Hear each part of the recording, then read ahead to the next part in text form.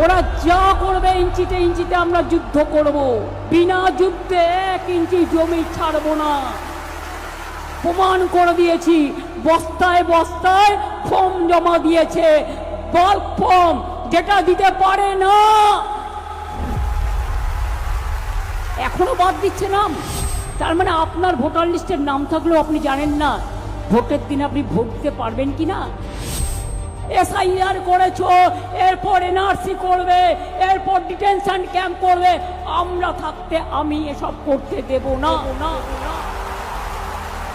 কে প্রার্থী ভুলে যান, মনে করুন 294টা কেন্দ্রে আমি লড়াই করছি, আমি প্রার্থী।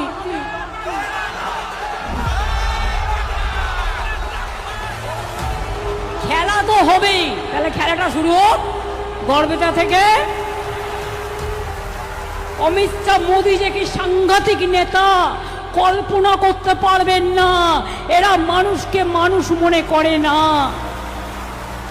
মনে রাখবেন, তৃণমূল কংগ্রেস না জিতলে আপনার ভাষা থাকবে না, আপনার বাসস্থান থাকবে না, আপনার ঠিকানা থাকবে না, আপনার ব্যবসা থাকবে না, আপনার মাছে ভাতে থাকবে না, আপনার নিজের খাদ্য থাকবে না।